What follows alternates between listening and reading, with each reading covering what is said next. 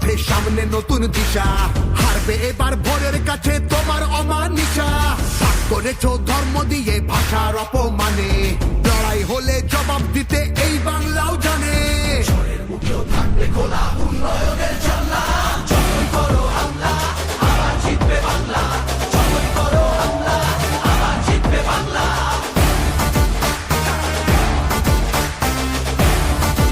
কসবা বিধানসভা কেন্দ্রে 108 নম্বর ওয়ার্ডের পঞ্চনগ্রাম এলাকায় বাড়ি বাড়ি ঘুরে ভোট চাইলেন কসবা তৃণমূল কংগ্রেসের প্রার্থী জাবেদ আহমদ খান। এখানে দেখা যায় কাতারে কাতারে মানুষের ভিড়। জাবেদ আহমদ খানের সাথে এখানে উপস্থিত ছিলেন 108 নম্বর ওয়ার্ডের পৌরপিতা এবং বড় বারোর চেয়ারম্যান সুশান্ত কুমার ঘোষ। ফুলের মালা পরিয়ে জাবেদ আহমদ খানকে শুভেচ্ছা জানালেন। গুলশান কলোনি এলাকার মানুষের ভালোবাসা পেয়ে জাবেদ আহমদ খান জানালেন, আমরা যেভাবে 5 বছর ধরে মানুষের পাশে থেকে কাজ করেছি সেটা এখানে দেখতে পাচ্ছি। সবাই খুশি হয়ে আমাদের কাছে আসছে। এই ফুলের বৃষ্টি সেই কাজের জন্যই আমরা পাচ্ছি। আমাদের ভরসা আছে মানুষজন তৃণমূল কংগ্রেসকে ভোট দিয়ে মমতা ব্যানার্জিকেই আবারও মুখ্যমন্ত্রী হিসেবে বেছে নেবেন। সুশান্ত কুমার ঘোষ কি জানালেন শোনাবো আপনাদের।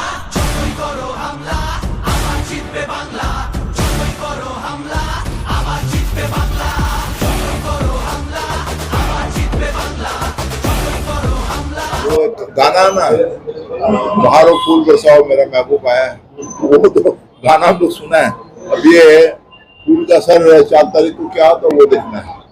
एक दूसरा नंबर बात है कि फूल ही बरसेगा, क्योंकि बंगाल के लिए सबसे ज्यादा अगर किसी ने काम किया है तो माँ माटी मानुष की सरकार ने किया, ममता ने ये किया। हर इलाके में काउंसलर जहाँ है काउंसलरों ने काम किया, यहाँ पंचायत के लोगों ने काम किया, यहाँ संसद है संसद ने काम किया, विधायक ने काम किया, असेंबली ने काम किया।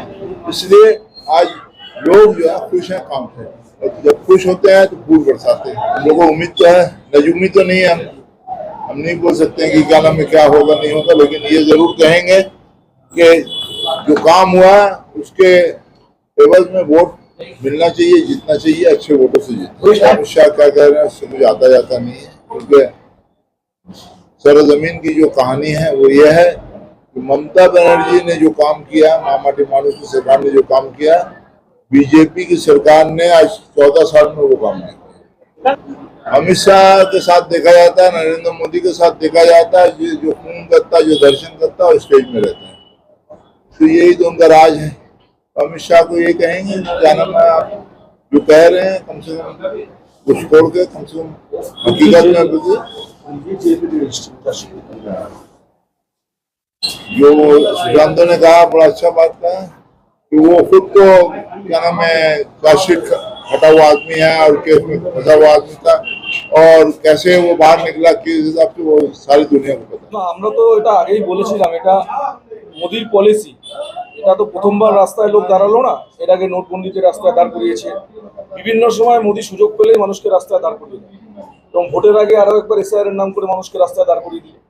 এবং সারা পশ্চিমবঙ্গের মানুষ রাস্তায় দাঁড়িয়ে সেদিনকে প্রতিজ্ঞা নিয়েছিল যে 26-এর নির্বাচনে কি করতে চলেছে, এবং আগামী 4 তারিখে যখন ফল বেরোবে নিশ্চিত করে আমরা দেখবই মানুষকে রাস্তায় দাঁড় করানোর ফল মোদি পাবে।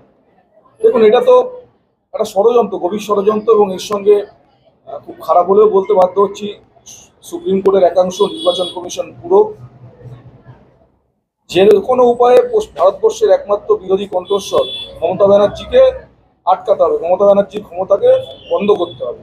কারণ মমতা বন্দ্যোপাধ্যায়ের কণ্ঠস্বর বন্ধ করলে ভারতবর্ষের প্রতিবাদ করার মতো আর লোক কেউ থাকবে না। তাই যে কোনো উপায়ে এবারের নির্বাচনটা ওদের জিততে হবে, টার্গেট নিয়ে ওরাই গিয়েছে।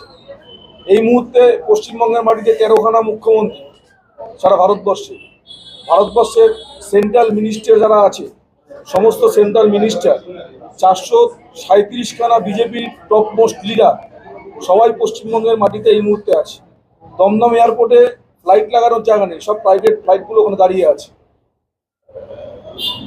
এমন একটা বাতাবরণ তৈরি করা হচ্ছে পশ্চিমবঙ্গের মাটিতে যেন পশ্চিমবঙ্গটা ভারতবর্ষের বাইরে, মানে সেকেন্ড আরেকটা বাংলাদেশ তৈরি করবার জন্য মোদী সরকার উদ্গ্রীব হয়ে উঠেছে। তো বাংলার মানুষ জানে বাংলার ঐতিহ্য, বাংলার সংস্কৃতি রক্ষা করে কি করে করতে হয়। ভারতবর্ষের স্বাধীনতা বাঙালিদের না থাকলে হতো না, और ये आरेकबार स्वाधीनतार लड़ाई बांग्ला लड़ছে সেটাও মমতা ব্যানার্জিকে জিতিয়ে বাংলার মানুষ প্রমাণ করবে।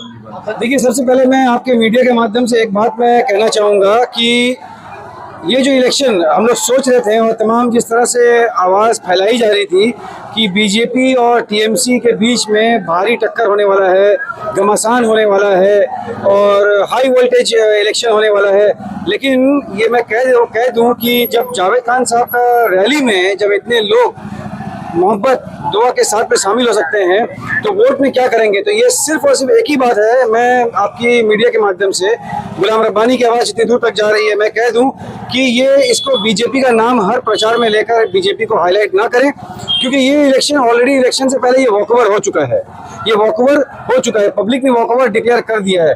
तो इसमें कोई हाई वोल्टेज इलेक्शन नहीं है, बस जब तक ममता बनर्जी इलेक्शन में शामिल है तब तक ये हाई वोल्टेज इलेक्शन है।